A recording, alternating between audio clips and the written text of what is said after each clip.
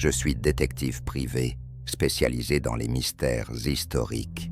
Et parmi toutes les affaires étranges que j'ai rencontrées, aucune n'a été aussi terrifiante que celle de l'avion nazi disparu en Antarctique. L'histoire raconte que cet avion, perdu dans les années 1940, transportait une relique d'une origine mystérieuse, un artefact qui aurait pu modifier le cours de la Seconde Guerre mondiale. Quand l'opportunité de résoudre ce mystère s'est présentée, je ne pouvais pas résister.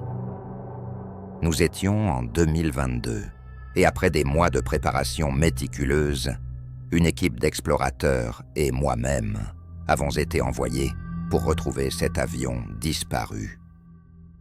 Le voyage vers l'Antarctique était éprouvant. Les conditions étaient extrêmes, avec des températures glaciales et des tempêtes de neige presque constantes. Nous avons dû nous préparer à tout, des tempêtes soudaines aux problèmes mécaniques, tout en gardant à l'esprit le poids de la mission. Notre objectif était de localiser l'épave, supposée se trouver dans une région inexplorée de la glace. Nous avons survolé la région avec des équipements de détection sophistiqués. Après plusieurs jours de recherches infructueuses, nous avons finalement localisé l'épave, enfouie sous des mètres de glace. L'avion, un bombardier lourd de la Seconde Guerre mondiale, était partiellement déformé, mais étonnamment intact. Les dégâts visibles indiquaient une lutte acharnée à l'intérieur. Les débris étaient éparpillés, et des traces de sang séché nous ont immédiatement mis mal à l'aise. Mais ce qui était le plus inquiétant, c'étaient les symboles occultes retrouvés sur des papiers épars parmi les débris.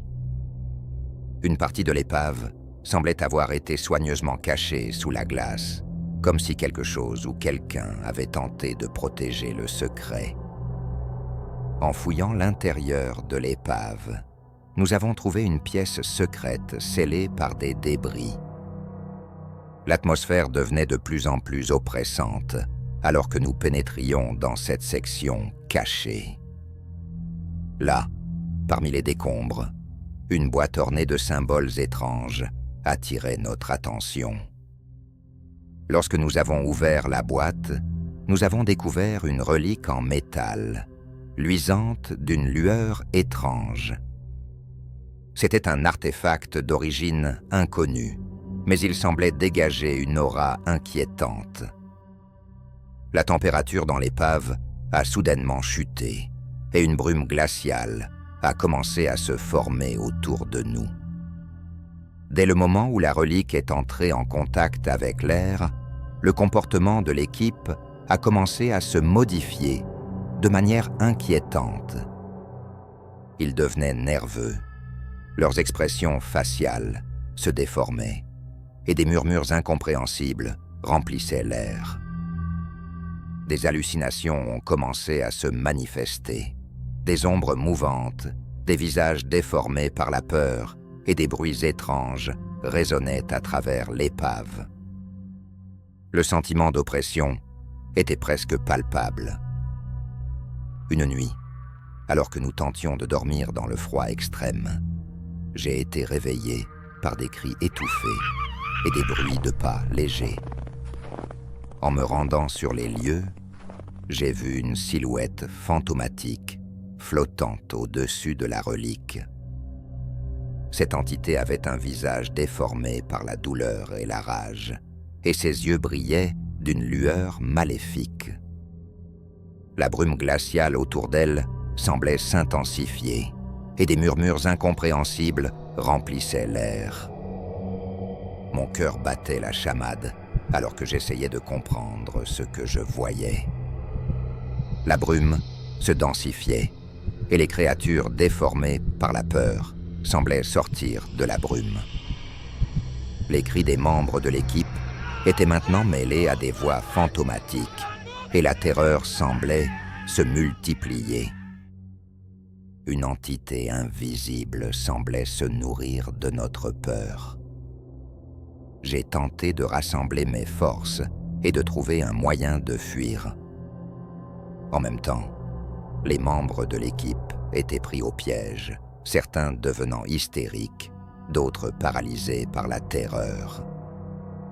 Les créatures et les ombres semblaient se multiplier, et chaque mouvement que nous faisions semblait attirer encore plus d'horreur. Nous étions pris au piège dans l'épave, incapables de fuir à cause de la brume épaisse et des visions terrifiantes. En désespoir de cause, nous avons décidé de détruire l'épave et de sceller la relique pour toujours. C'était une tâche périlleuse et nous avons dû agir avec une précaution extrême. En utilisant des explosifs et des outils de coupe, nous avons détruit la partie de l'épave contenant la relique. Une fois le travail terminé, nous avons scellé l'entrée de la zone et avons quitté l'Antarctique aussi vite que possible. Le retour fut tout aussi éprouvant. Le froid extrême, la fatigue et la terreur accumulée avaient laissé des séquelles profondes. L'équipe était dévastée, certains étaient morts, d'autres profondément traumatisés. Je suis rentré avec un sentiment de soulagement, mêlé d'horreur, conscient d'avoir frôlé la mort et d'avoir été témoin de forces qui nous dépassent. Les ombres de l'Antarctique continuent de hanter mes rêves, et je sais maintenant que certaines choses ne devraient jamais être découvertes. Cette expérience m'a appris que certaines vérités sont trop terribles à affronter. Les mystères de l'Antarctique, les forces occultes que nous avons rencontrées, sont des secrets mieux laissés enfouis sous la glace. La curiosité peut nous mener à des horreurs inimaginables, et parfois, il vaut mieux laisser les mystères dans l'ombre, où ils ne peuvent pas nous dévorer. L'histoire de l'avion nazi disparu est une leçon sur les dangers de la recherche des secrets cachés. Certaines vérités sont trop horribles pour être découvertes, et il est parfois préférable de laisser les ténèbres où elles sont.